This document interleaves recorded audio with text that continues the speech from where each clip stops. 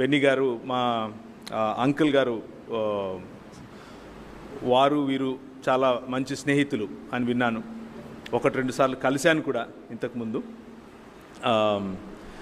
So అటువంటి senior పాస్టర్స్తో, senior దైవజనులతో కలిసి పంచుకోవటం, నా మనసులో ఉన్నటువంటి విషయాలను కూడా వారి సేవా ఫలంలో నేను భాగస్తుని అవటం చాలా సంతోషంగా ఉంది.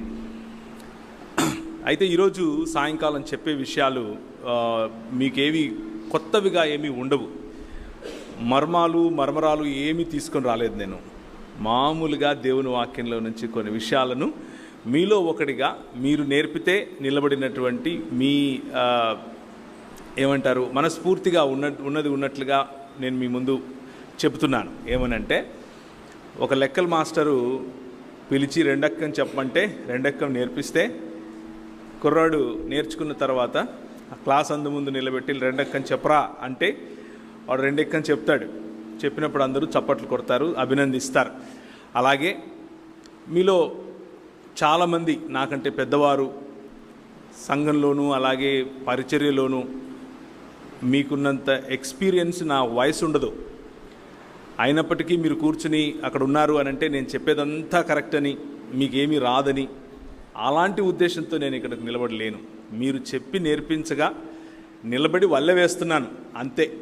అంత మాత్రమే క్రైస్తవ సంఘం, సార్వత్రిక క్రైస్తవ సంఘం నేర్పించినటువంటి పాఠాలు, నేర్పించినటువంటి దేవుని వాక్యంలో తెలుసుకోవాల్సినటువంటి నిధులను మీరు నేర్పించగా నేను తిరిగి మీ ముందు వల్లె వేస్తున్నాను అన్న విషయాన్ని దయచేసి గుర్తుంచుకోండి. అది మనస్ఫూర్తిగా ఆ హృదయంతోనే మీ ముందుకు నేను వస్తున్నాను.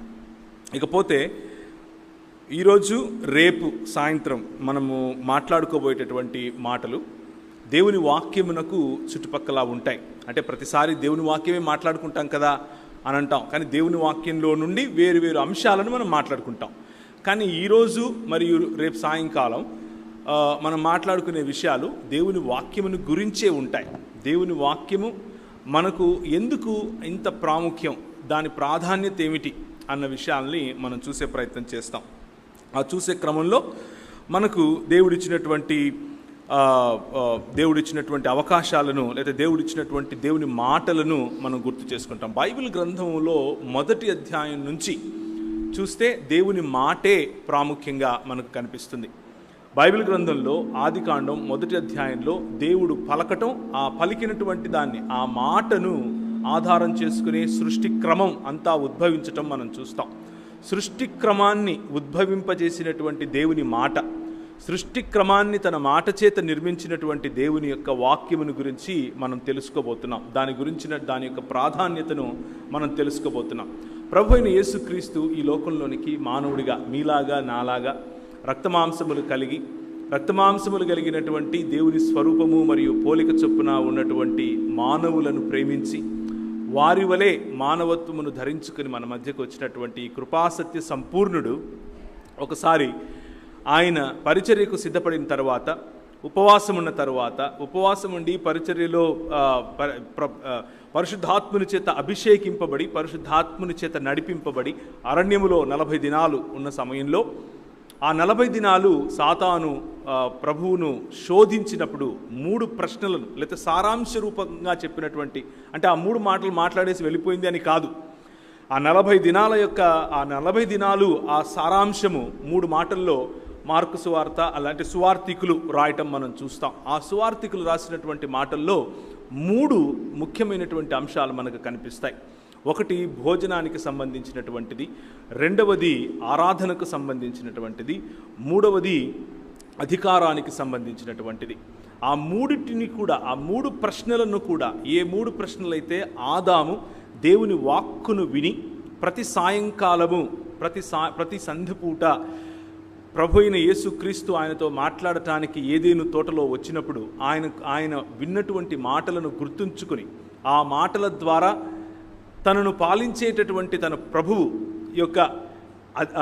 తన ప్రభువుకు అధీనుడై ఉండాలా, లేకపోతే ఈ లోక మర్యాదను తీసుకుని వస్తున్నటువంటి వేరొక వాడికి అధీనుడై ఉండాలా అన్నటువంటి ఈ తర్జన భర్జనలో ఆదాము ఎన్నుకున్నాడు సాతాను యొక్క మాటను, లేకపోతే వాక్యాన్ని వినటానికి. ఆ మాట పట్టుకున్నాడు, మరణాన్ని కొని తెచ్చుకున్నాడు. ఆ మాట పట్టుకున్నాడు, దేవుని నుంచి దూరమయ్యాడు. ఆ మాట పట్టుకున్నాడు, దేవుని యొక్క సన్నిధి నుండి దూరమయ్యాడు. ఆ మాటను పట్టుకున్నాడు, పాపము లేకపోతే విగ్రహారాధన అనేటటువంటి ఊబిలో ఇరుక్కుపోయాడు. ఎందుకు అనంటే దేవుని మాట కంటే సాతాను చెప్పినటువంటి అబద్ధాన్ని ఎక్కువగా నమ్మాడు కాబట్టి, దానికి లోబడ్డాడు కాబట్టి, దానికి లోబడిన కారణం చేత దేవునికి ఇవ్వాల్సినటువంటి స్థలాన్ని దేవునికి ఇవ్వకుండా తను స్వయంగా తీసుకునే ప్రయత్నం చేశాడు. కాబట్టి రెంటికి చెడ్డ రేవడి అని మనం ఎలా అంటామో అలా దేవునివాడు కాలేకపోయాడు, స్వయంగా దేవుడు కాలేకపోయాడు. ఈ కారణం చేత మనం గుర్తుంచుకోవాల్సినటువంటి విషయం ఏమిటి అని అంటే, ప్రభువు మనతో ఈరోజు సాయంకాలం మాట్లాడుతున్నటువంటి మాట, ఆ 3 ప్రశ్నలు, ఆదాముకు ఏవైతే 3 ప్రశ్నలు ఉన్నాయో ఆ 3 ప్రశ్నలు మన ప్రభువుకు వేసినప్పుడు మన ప్రభువు ఆ ప్రశ్నలకు సమాధానం వాక్యముతో ఇచ్చాడు. ఆ ప్రభువు ఆ ప్రశ్నలకు సమాధానాన్ని వాక్యము ద్వారా ఇచ్చాడు. వాక్యాన్ని కోట్ చేస్తూ ఇచ్చాడు. వాక్యము ఎందుకు ఇంత ప్రాముఖ్యం, వాక్యము ఎందుకు ఇంత ప్రధానం అని గనక ఆలోచిస్తే, వాక్యము మనలను ఈ లోక మర్యాద నుండి విడిపిస్తుంది. ఈ లోక మర్యాదతో పోరాడటం నేర్పిస్తుంది. ఈ లోక మర్యాదలో విజేయులమై జీవించటం నేర్పిస్తుంది. 3 ప్రశ్నలు ఆదాము ఓడిపోయాడు. 3 ప్రశ్నలు కడపటి ఆదాము, నీవు నేను అనుసరించాల్సినటువంటి ఆదాము గెలిచాడు. సో వాక్యము మనలను గెలిచేలా చేస్తుంది. గెలిచేలా చేయటానికి మన చేతినివ్వబడినటువంటి 66 పుస్తకాలు ఏవైతే ఉన్నాయో వాటి యొక్క సారాంశము, ఆ సారాంశము మనల్ని జీవింపచేస్తుంది అనేటటువంటి అంశాన్ని నేను ఈరోజు మీతో పంచుకోబోతున్నాను. కొన్ని విషయాలు మనం తెలుసుకుంటాం. చారిత్రక నేపథ్యంలో కూడా కొన్ని విషయాలు చూస్తాం. బైబిల్ అధ్యయన నేపథ్యంలో కూడా చూస్తాం. మొన్న నేను ఒక 10 రోజుల క్రితం, ఈ రోజుకు 10 రోజులు అనుకుంటాను, 10 రోజుల క్రితం వరకు కూడా నేను యుఎస్లో ఉన్నాను, అమెరికాలో షికాగో ప్రాంతంలో ఉంటాను నేను. అలాగే డాలస్ ప్రాంతంలో మాకు సంబంధించినటువంటి వ్యాపారం ఉంటుంది.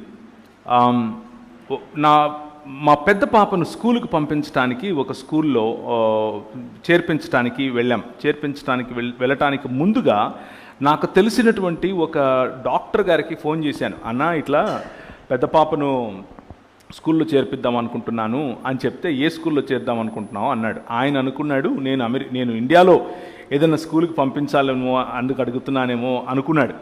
లేదన్నా, నేను షికాగోలో ఉన్నాను. ఆయన పెద్దవారు, చాలా పెద్దవారు, మన గౌరవ పాస్టర్ గారి యొక్క వయసున్నవారు, అక్కడ చాలా ఏండ్లుగా ఉంటున్నారు. ఆయనతో మాట్లాడితే ఆయన అన్నాడు, అర్ర నువ్వు చాలా తప్పు చేస్తున్నావు అన్నాడు. ఏంటన్నా, ఏమైంది అని అడిగాను. లేదు, అమెరికాలో పిల్లల్ని చదివించడం ఏంటి, నువ్వు చాలా తప్పు చేస్తున్నావు. ఇక్కడున్న మేమే తీసుకెళ్ళి ఇండియాలో చదివిస్తాము, నువ్వేమో ఇక్కడికి తీసుకొచ్చి ఇక్కడ చదివిస్తానంటావేంటి అని అడిగాడు. అంటే లేదన్నా, పాప చదువుకుంటానంటుంది ఇక్కడ, అందుకు ఇక్కడ వేద్దామంటే ఆయన 2 కథలు చెప్పాడు, 2 జరిగిన విషయాలు చెప్పాడు. మొదటిది, ఆయన దగ్గరికి వచ్చేటటువంటి పేషెంట్స్లో ఒక పేషెంట్ ఈ విధంగా అన్నాడంట, నా మనవరాలుని ఎప్పుడైనా మీ దగ్గరికి తీసుకొని రావచ్చా అని అడిగాడట. అడిగితే ఈయన, నీ మనవరాలేంటి, నేను మామూలు జనరల్ ఫిజిషియన్ కదా, ఆమెను ఒకవేళ పీడియాట్రిషియన్కు చూపిస్తారేమో చూపించండి, నేను జనరల్ ఫిజిషియన్ కదా అన్నాడు. అంటే కాదు, మామూలు ఫిజిషియన్స్ సరిపోరు, నీలాంటి వాళ్ళే కరెక్ట్ మా మనవరాలతో మాట్లాడటానికి అని అడిగాడు. సరే, ఏంటి విషయం చెప్పండి అని అడిగితే, ఆమె మొన్న స్కూల్కి వెళ్ళి, స్కూల్లో పెద్ద స్కూల్స్ ఉంటాయి, పెద్ద స్కూల్స్, వాటి గ్రౌండ్స్ కానివ్వండి, తర్వాత హాల్స్ కానివ్వండి, మల్టీపర్పస్ హాల్స్ కానివ్వండి, ఇవన్నీ కూడా చాలా పెద్దగా ఉంటాయి. వాటిల్లో ఒకానొక వాష్రూమ్లో, అంటే బాత్రూంలోకి వెళ్ళి ఒక కొనలో ఒక మూలలో కూర్చొని ఆ అమ్మాయి ఒక రకమైనటువంటి ఒక రకంగా బిహేవ్ చేస్తుంది. ఏం జరిగిందమ్మా అని స్కూల్లో ఉన్నటువంటి అధికారులు వెళ్ళి ఆ అమ్మాయిని బుజ్జగించి దగ్గరికి తీసుకుని మాట్లాడితే, ఆమె ఉంటుంది, ఈరోజు నేను పిల్లిగా ఉండాలి అని అనుకున్నాను, నాలో నేను పిల్లి అని ఫీల్ అవుతున్నాను, కాబట్టి పిల్లిలాగా బ్రతకాలనుకుంటున్నాను అని చెప్పింది. వీళ్ళకి మతులు పోయాయి. ఏంటి, ఎలా ఉండాలనుకుంటున్నావు అంటే, పిల్లి ఎలా మాట్లాడుతుందో, పిల్లి ఎలాంటి అరుపులు అరుస్తుందో, పిల్లి ఏం తింటుందో, పిల్లి ఏ విధంగా ఒక కొనలో కూర్చుంటుందో అలాగే నేను చేయాలనుకుంటున్నాను అని చెప్పింది. ఇది మొదటిది. రెండవది, అదే దేశంలోనే ఇద్దరు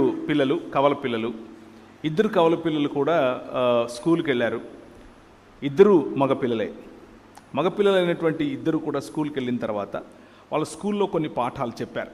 వాళ్ళ స్కూల్లో చెప్పినటువంటి పాఠాలు అక్కడ ఏం నేర్పిస్తారు అని అంటే, మీరు ఏది ఫీల్ అవుతే అదే మీరు, అంటే మీరు మీ మనసులో మీకు ఏదని అనిపిస్తుందో, మీరు ఏమై ఉన్నారు అని మీ మనసు మీకు చెప్తుందో మీరు అదే అని నేర్పిస్తారు.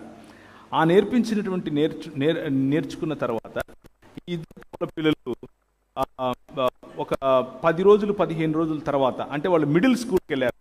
4వ తరగతి తర్వాత వచ్చే 6వ తరగతి నుంచి వచ్చే మిడిల్ స్కూల్, 7వ తరగతికి వచ్చే వరకు ఆ కవల పిల్లల్లో ఒక అబ్బాయి ఆడపిల్లల్లాగా బట్టలు వేసుకోవటం మొదలుపెట్టాడు. ఏంట్రా ఆడపిల్లల్లాగా బట్టలు వేసుకుంటున్నావు ఈరోజు అని వాళ్ళ అమ్మ అడిగితే, లిప్స్టిక్ పెట్టుకుంటూ కొంచెం జ్యువెలరీ లాగా పెట్టుకుంటూ అన్నాడట, నేను ఈరోజు ఆడపిల్లని అవ్వాలనుకుంటున్నాను, ఆడపిల్లల వాష్రూమ్కి వెళ్ళాలనుకుంటున్నాను, ఆడపిల్లల బాత్రూంలో ఉండాలనుకుంటున్నాను, నాలో ఆడపిల్లల లాంటి ఫీలింగ్స్ ఉన్నాయి అని చెప్పుకొచ్చాడు. ఎందుకు ఈ 2 కథలు చెప్పాను, లేకపోతే ఇవి జరిగినటువంటి ఘటనలు ఆ డాక్టర్ గారు నాకు స్వయంగా చెప్పినటువంటి మాటలు ఎందుకు అనంటే, మనం వినే మాటలు, మనకు చెప్పే సంగతులు అవి మన మనస్సుల్లో నాటుకుని పోతాయి. అవి మన బిహేవియర్ పైన ప్రభావం చూపిస్తాయి. మనం ఎలాంటి బట్టలు వేసుకుంటాం, ఎలాంటి కోరికలు కలిగి ఉంటాం, ఎలాంటి ఆలోచనలు చేస్తాం, ఎలాంటివి చదువుతాం, ఎలాంటి సంబంధాల్లో ఉంటాం అన్నది మనం వినే మాటలను, వాటిపైన మనం ఉంచే నమ్మకము డిసైడ్ చేస్తుంది. సో మాట అన్నది, వాక్యము అన్నది వినటానికి ఒక మాటేగా అనుకుంటాం, కానీ ఆ మాట మనపైన చాలా బలమైనటువంటి పని చేస్తుంది. ఆ బలమైనటువంటి పని మనల్ని కూల్చేదిగా అయినా ఉంటుంది, లేకపోతే నిర్మించేదిగా అయినా ఉంటుంది. మనం కూల్చబడటానికి, నిర్మించబడటానికి రెండిటికీ కూడా మాట ముఖ్యంగా ఆధారం అవుతుంది.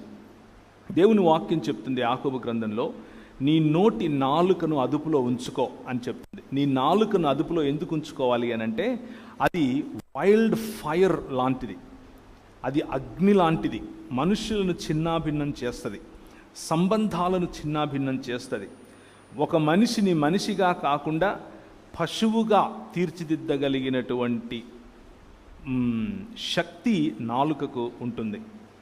రాళ్లను కరిగించే శక్తి ఉంటుంది. ఒకసారి నేను ఒక చిన్న ఎక్స్పెరిమెంట్ చేశాను. మా ఇంట్లో ఒక వ్యక్తికి చెప్పటం కోసం, ఆమె మాటలు ఎంత డేంజరస్ ఉంటాయి అని చెప్పటం కోసం, ఒక చిన్న మొక్క, తులసి మొక్క పెట్టుకుంటారు కదా ఇంట్లో, అలాంటిది తీసుకుని వచ్చి మా ఇంట్లో బాల్కనీలో పెట్టాను. బాల్కనీలో పెట్టి ప్రతిరోజు దానికి నీళ్లు పోసే సమయంలో దాన్ని తిట్టమని చెప్పాను. జాగ్రత్తగా వినండి. దానికి నెగిటివ్ మాటలు, దాన్ని తిడుతూ నెగిటివ్గా మాట్లాడుతూ ఉండమని చెప్పాను. అలా చేశారు. ఎప్పుడు ఎలా మిగిలిన మొక్కలకు నీళ్ళు ఎలా పోస్తారో దానికి అలాగే పోశారు. మిగిలిన మొక్కల దగ్గర కోడిగుడ్లు లేకపోతే ఇలాంటి ప్రోటీన్ రావటానికి ఏదైతే పెడతారో అవే దానికి పెట్టారు.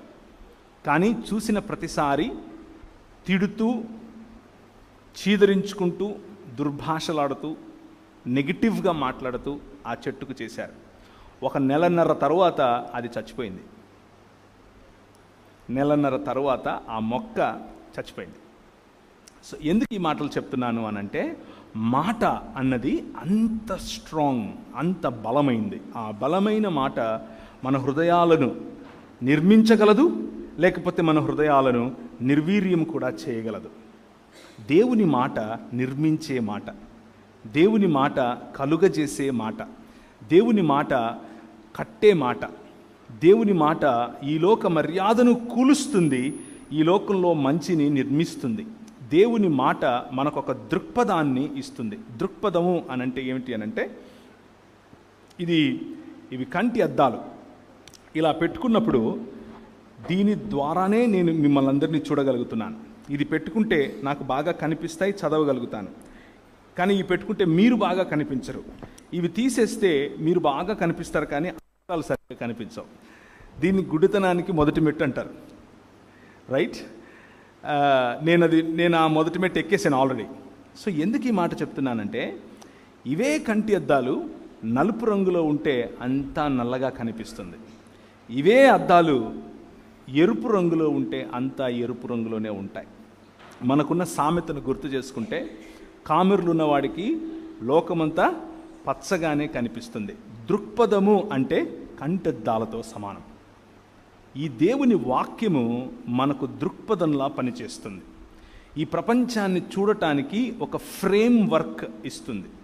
ఈ ప్రపంచాన్ని అర్థం చేసుకోవటానికి ఒక మంచి కంటి అద్దాల్లాగా పనిచేస్తుంది.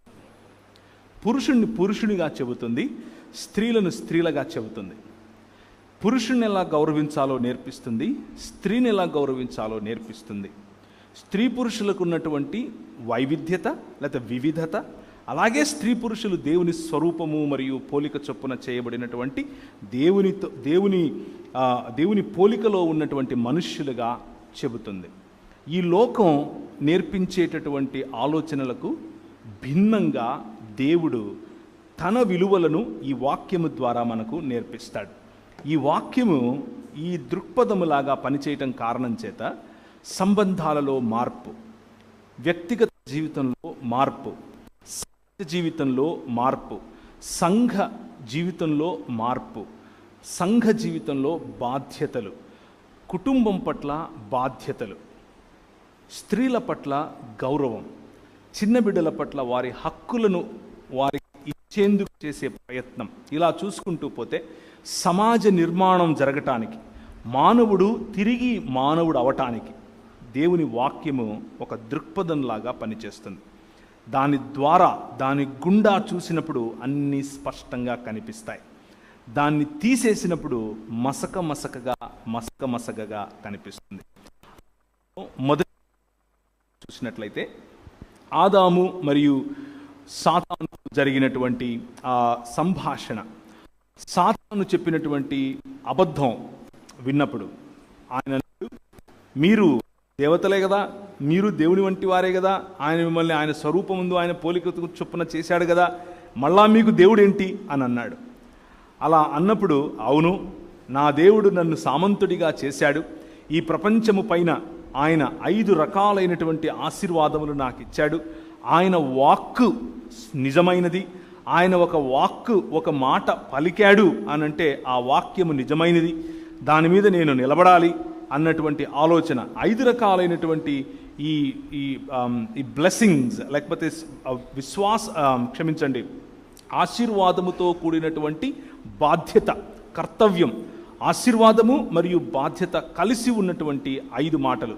మీరు ఫలించండి, మీరు విస్తరించండి, అభివృద్ధి చెందండి, భూమిని నిండించండి మరియు దానిని లోపరచుకోండి. మీరు ఫలించండి, విస్తరించండి, అభివృద్ధి చెందండి, భూమిని నిండించండి మరియు దానిని లోబరుచుకోండి. It's a mandate. Mandate is something that involves a responsibility and a blessing in it. అందులో దేవుని ఆశీర్వాదముతో పాటు బాధ్యత మనకు కనిపిస్తుంది. ఇది మన బాధ్యత. ఏంటి మన బాధ్యత? ఫలించటం మన బాధ్యత, విస్తరించటం మన బాధ్యత, భూమిని నిండించటం మన బాధ్యత, అభివృద్ధి చెందటం మన బాధ్యత, దానిని లోపరుచుకోవటం మన బాధ్యత. ఆ బాధ్యతను మనకు దేవుడు తన సామంతుడిగా, ఆయన చక్రవర్తి అయి సర్వలోకమును పరిపాలించే సమయంలో నిన్ను పిలిచి, నీవు నాకు ప్రతినిధివి అని చెప్పి ఆయన ఈ లోకంలో ఏలమని చెప్పాడు. ఆ ఏలమని చెప్పిన మాటను ఆదాము విన్నాడు. ఆదాము హవ్వలు అనగా మానవ సమాజం అది విన్నది. విన్న మానవ సమాజం దేవుని వాక్యమును పట్టుకోకుండా పక్కనే వచ్చి చెప్పినటువంటి ఇంకొక మాట, నువ్వు దేవుడివి కాలేవా? నీకు ఇంకా పైన ఒక నాయకుడు ఉండాలా? నీ అంతా నువ్వు చెయ్యొచ్చుగా అని చెప్పినప్పుడు, లేకపోతే నువ్వు దేవుడివేనటగా అని చెప్పినప్పుడు దేవుని స్థానాన్ని మనం దొంగిలించే ప్రయత్నం చేశాం. మనిషిగా మనల్ని దేవుడు చేశాడు, దేవుడుగా నేను ఉండాలని మనిషి అనుకున్నాడు. జాగ్రత్తగా వినండి. మనిషిగా దేవుడు మనల్ని చేశాడు. మనిషి మాత్రం దేవుడిని అవ్వాలి అని అనుకున్నాడు. తన మతాలను సృష్టించుకున్నాడు, తన దృక్పథాలను సృష్టించుకున్నాడు. ఉన్నటువంటి ప్రతి ఈవిని మరల్చుకొని తానే దేవుడయ్యే ప్రయత్నం చేశాడు. దీన్నే విగ్రహారాధన అంటారు, దీన్నే పాపము అని అంటారు. మన మానవ సమాజం మొత్తం కూడా పాపంలో పడిపోవటానికి గల ఏకైక కారణం దీన్నే ఒరిజినల్, లేకపోతే దీన్నే మూల పాపము అని కూడా పిలుస్తారు. జన్మ పాపము అని కొంతమంది పేరు పెట్టారులేండి దానికి, కానీ మూలములో పాపం, ది ఒరిజినల్, నిజానికి ఎక్కడ పాపం మొదలైంది అన్నటువంటి మాట. దేవుడిచ్చినటువంటి స్వాతంత్రాన్ని, దేవుడిచ్చినటువంటి సామంతత్వాన్ని, దేవునికి సామంతుడిగా ఈ ప్రపంచాన్ని ఏలేటటువంటి బాధ్యతను మరియు ఆశీర్వాదాన్ని తూలనాడి నా అంతకు నేనే అటానమస్గా బ్రతుకుతాను అని నిర్ణయించుకున్నటువంటి ఈ ఆలోచన, ఈ దృక్పథం, అంటే ఎర్రగా కనిపించే కళ్ళజోడు పెట్టుకున్నాడు. ఎర్రగా కనిపించే కళ్ళజోడు పెట్టుకున్నాడు కాబట్టి ప్రపంచాన్ని ఎర్రగా చూడటం మొదలుపెట్టాడు. ప్రపంచాన్ని ఎర్రగా చూడటం మొదలుపెట్టాడు కాబట్టి పాపం అనగా దేవుణ్ణి తిరస్కరించినటువంటి ఆ పని చేసిన మొదటి రోజే తన భార్యను తృణీకరించాడు. రిలేషన్షిప్స్లో ప్రాబ్లం వచ్చింది. తన భార్యను తనకంటే తక్కువదిగా చూశాడు. అధికారంలో ప్రాబ్లం వచ్చింది. దేవుడు మనిషికి అధికారం ఇచ్చాడు. దేనిపైన అధికారం ఇచ్చాడు? సర్వ పక్షులపైన, జంతువులపైన, భూమిపైన ప్రాకు జీవులపైన, చెట్లపైన, పండ్లపైన, every produce that the earth brings out. భూమి ఆకాశములను సృజించినటువంటి యెహోవా 115వ కీర్తన ఒకసారి తీస్తారా? 115వ కీర్తన 16వ వచనం. 115వ కీర్తన 16వ వచనం. ఆకాశములు యెహోవా వశములు, భూమిని ఆయన నరులకు ఇచ్చి ఉన్నాడు. నరులకు అధికారముతో ఇచ్చాడు. దాన్ని ఏలండి అని అన్నాడు, దాన్ని లోబరుచుకోండి అని అన్నాడు. పెత్తనం చేయండి అని చెప్పలేదు. లోబరుచుకోవటం అంటే ఏంటి అంటే స్వయంగా తానే ఒక మోడల్ చూపించాడు. ఎలాంటి మోడల్ చూపించాడు? చేసినటువంటి సృష్టికర్త అయినటువంటి ఈ దేవుడు ప్రతి చల్ల పొద్దున వచ్చి ఇచ్చిన బాధ్యతను గుర్తు చేసి, ఇంతకు ఆయన నేను ఇలా అనుకుంటాను అప్పుడప్పుడు, ఏం మాట్లాడింటాడు ఆయన ఆదాముతో? ప్రతిరోజు వచ్చి ఏం తిన్నావు, ఏం చేశావు? ఒక స్నేహితుడు, ఇద్దరు స్నేహితుల మధ్య ఎటువంటి సంభాషణ ఉంటుంది? బహుశా అటువంటి సంభాషణే దేవునికి మరియు మానవుడికి ఉండేదేమో. దేవాది దేవుడైనటువంటి ఆదిలో వాక్యముగాను, వాక్యము దేవుని యొద్ద దేవుడై ఉన్నటువంటి ఆ దేవుడు, ఆయన ఇదే చోట్లో వచ్చి ఆదాముతో మాట్లాడుతూ బహుశా అనుంటాడు, నీకు నేను రెండు పనులు ఇచ్చాను. ఎక్కడుంది అది? 2వ అధ్యాయం, ఆదికాండం 2వ అధ్యాయం 15-16 వచనాలు. ఆదికాండం 2వ అధ్యాయం 15-16 వచనాలు. మరియు దేవుడైన యెహోవా నరుని తీసుకొని ఏదెను తోటను సేద్యపరచుటకును కాచుటకును, రెండు మీరు ఏలటం, ఈ భూమిని ఏలటం అంటే ఏంటంటే నేను ఈ ప్రపంచాన్ని చేశాను. చేసిన ఈ ప్రపంచం ఎలా ఉంది? ఆదికాండం 1వ అధ్యాయంలో మొదటి 2-3 వచనాల్లో మనకు కనిపిస్తుంది. భూమి నిరాకారముగాను శూన్యముగాను ఉన్నది. శూన్యముగాను నిరాకారముగాను ఉన్నటువంటి ఆ భూమి పైన ఒక క్రమాన్ని చేశాడు, తన మాట ద్వారా చేశాడు. కలుగును గాక అన్నాడు, కలిగింది. నీళ్లు కలుగును గాక అన్నాడు, కలిగాయి. దాన్ని ఏమంటారు? చెట్లు కలుగును గాక అన్నాడు, చెట్లు. రాత్రికొకటి ఉదయానికొకటి వెలుగు కలుగును గాక అన్నాడు, వెలుగు. ఇలా చూసుకుంటూ పోతే తన మాట చేత సర్వాన్ని సృష్టించినటువంటి దేవుడు ఆ భూమి పైన ఒక క్రమాన్ని నిర్మించాడు. ఆ క్రమం ఏమిటి? ఏదేను తోట అనే క్రమం. తన మాట చేత పనివాడైనటువంటి దేవుడు, తోటమాలి అని తనను తాను పిలుచుకునేటటువంటి దేవుడు ఆ భూమి పైన ఒక క్రమాన్ని నిర్మించాడు. నదులు ఎక్కడ ప్రవహించాలో అక్కడ ప్రవహిస్తున్నాయి.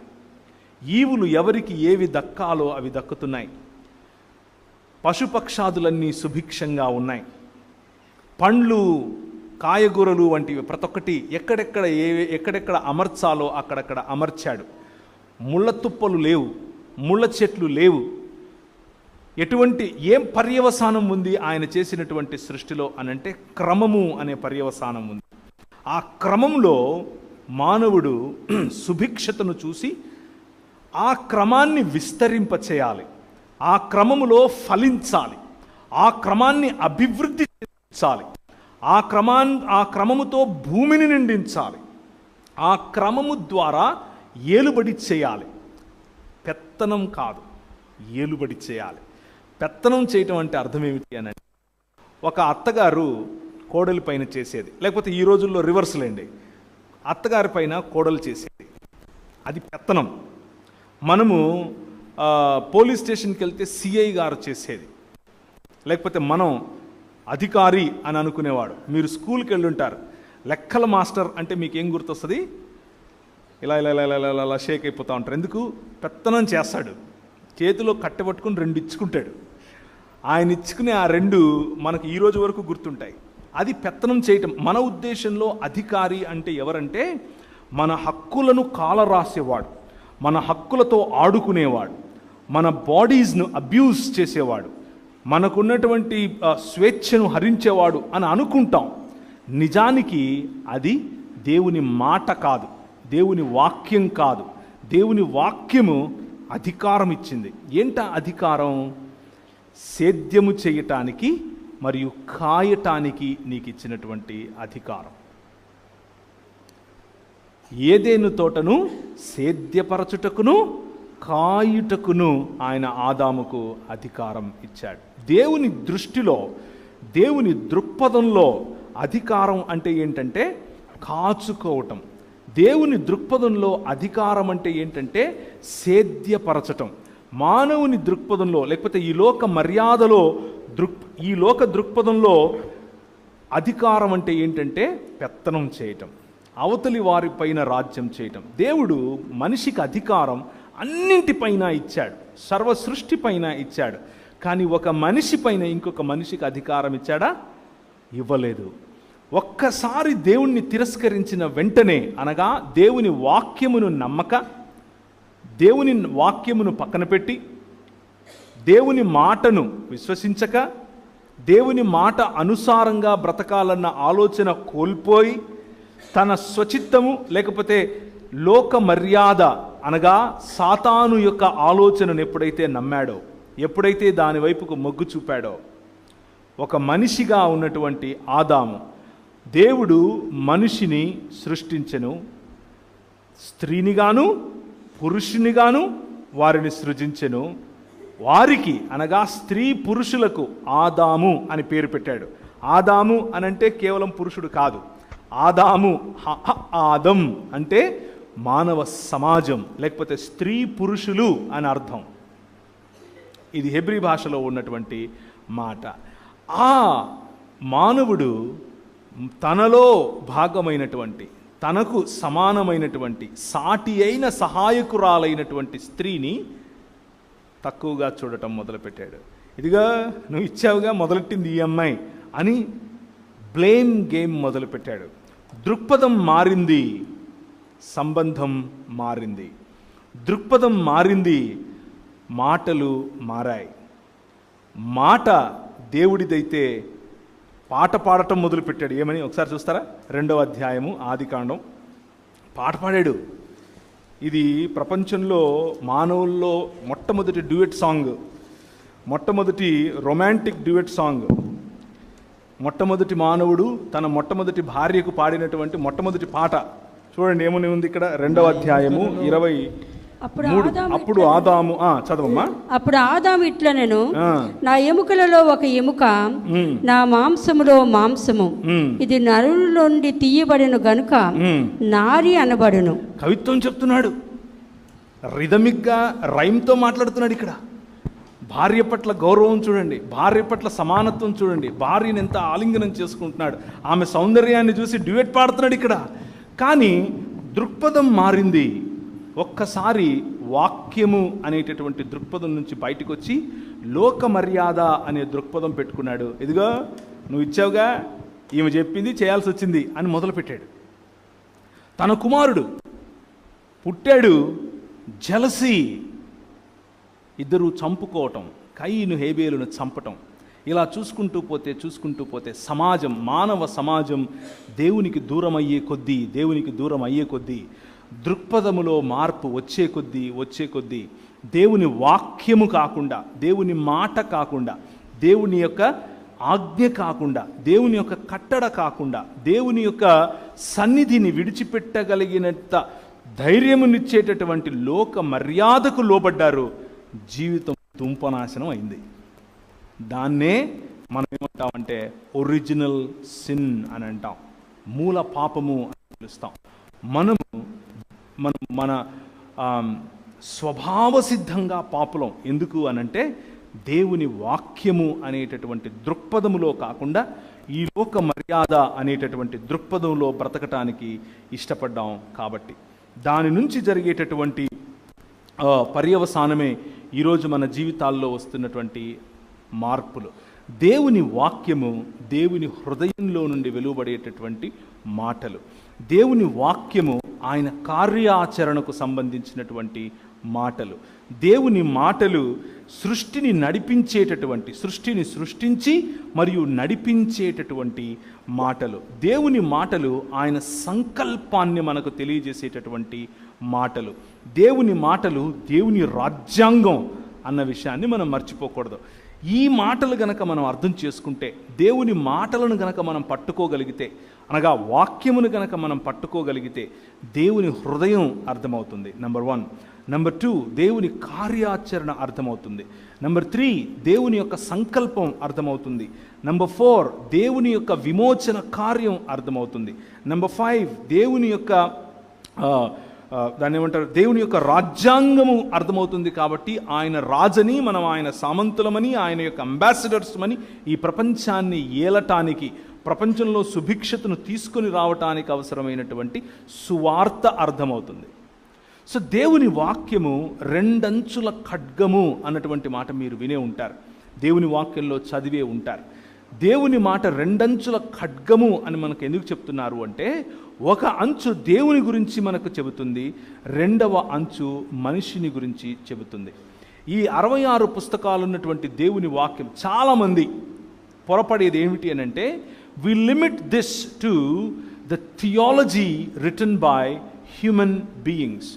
మనుష్యుల చేత, లేకపోతే మనుష్యులు వ్రాసినటువంటి దేవుని గురించినటువంటి అధ్యయనం అని అనుకుంటాం.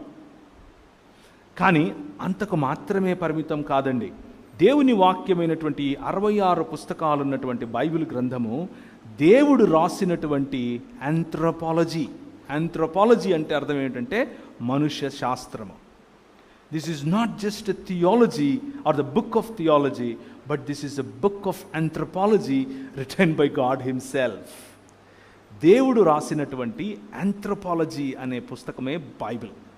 సో ఈ రెండంచుల ఖడ్గం, ఒకటి దేవుని మనకు అర్థం చేసేలా చేస్తుంది, దేవుని సంకల్పాన్ని అర్థం చేసేలా చేస్తుంది, దేవుని హృదయాన్ని అర్థం చేసేలా చేస్తుంది, దేవుడు మనకిచ్చినటువంటి పిలుపుని అర్థం చేసేలా చేస్తుంది, దేవుడు మనకిచ్చినటువంటి అధికారాన్ని అర్థం చేసుకునేలా చేస్తుంది. రెండవదిగా మనిషి ఏమై ఉన్నాడో చెప్తుంది. మనిషికి ఉండాల్సిన సంబంధం గురించి చెప్తుంది. నువ్వు మనిషివి, నువ్వు పిల్లివి కాదు అని చెప్తుంది. పురుషుడితో నువ్వు పురుషుడివి, స్త్రీవి కాదు అని చెప్తుంది. స్త్రీతో నువ్వు స్త్రీవమ్మ, మాతృమూర్తివి, నువ్వు పురుషుడివి కాదు అని చెప్తుంది. వివిధత ఉన్నప్పటికీ మీరు ఒక్క మానవుడు అని నేర్పిస్తుంది. కనికరము గురించి చెబుతుంది, ప్రేమను గురించి చెబుతుంది, విశ్వాసమును గురించి చెబుతుంది, విశ్వాస్యతను గురించి చెబుతుంది, నమ్మకత్వమును గురించి చెబుతుంది. ఇలా ఎందుకు చెబుతుంది అనంటే, the relationship between man and man, మనుషునితో ఉండాల్సిన సంబంధమును నేర్పించే పుస్తకమే 66 పుస్తకాలు ఉన్నటువంటి బైబిల్ గ్రంథం. వాక్యము, దేవుని వాక్యము మనిషిని మనిషిగా చేస్తుంది. అదేంటన్నా, నేను ఇప్పుడు మనిషి కాదా అని మీరు ప్రశ్న అడగచ్చు.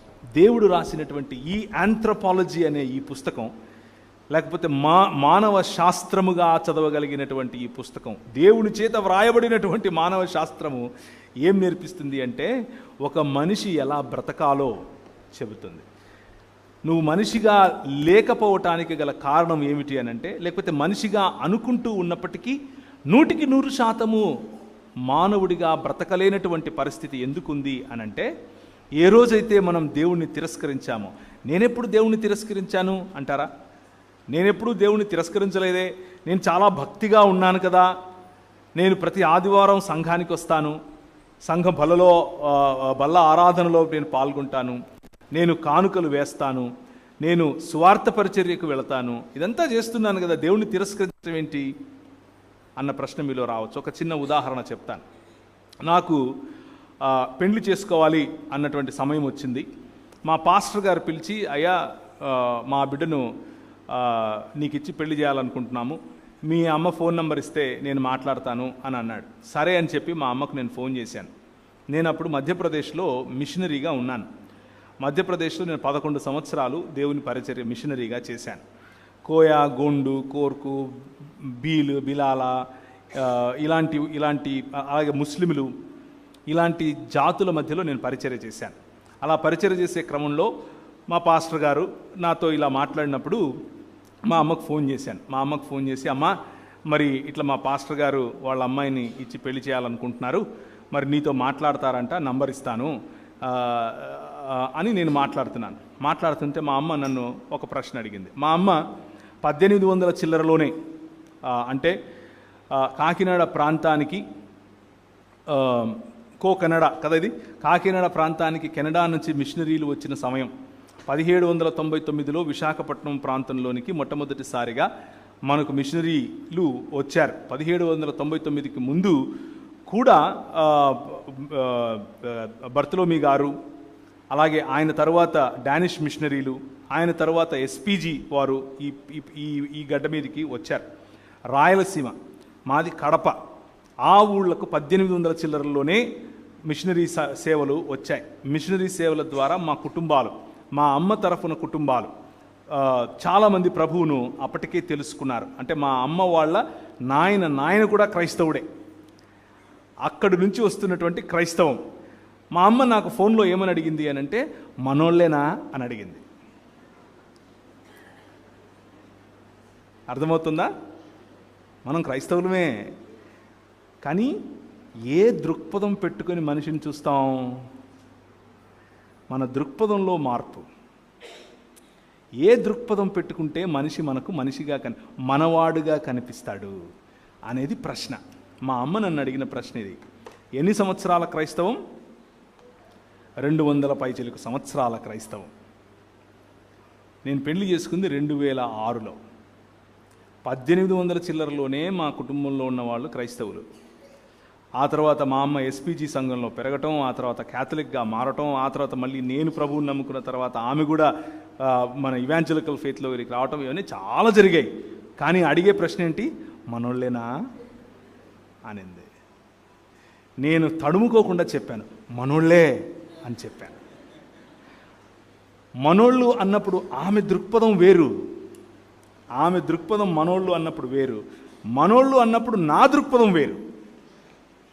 నాకు మనోళ్ళు ఎవరో ఆమెకు తెలియదు, ఆమెకు మనోళ్ళు ఎవరో నాకు తెలుసు. అర్థమవుతుందా? So now let's think about it. వాక్యము ఏం చేస్తుంది అంటే ఈ దృక్పథాన్ని ఇస్తుంది, మనిషిని మనిషిగా స్వీకరించటం నేర్పిస్తుంది. మన అన్న పదానికి మనిషి అన్న పదంతో ముడిపెట్టి మరీ చూడటం నేర్పిస్తుంది. క్రైస్తవ సమాజం ఈరోజు క్రైస్తవ సమాజానికి, ముఖ్యంగా ఆంధ్రప్రదేశ్ తెలంగాణలో ఉన్నటువంటి క్రైస్తవ సమాజానికి పట్టినటువంటి బూజు, దరిద్రం ఏంటి అని అంటే ఈ మనోళ్ళేనా అనే ఆలోచన.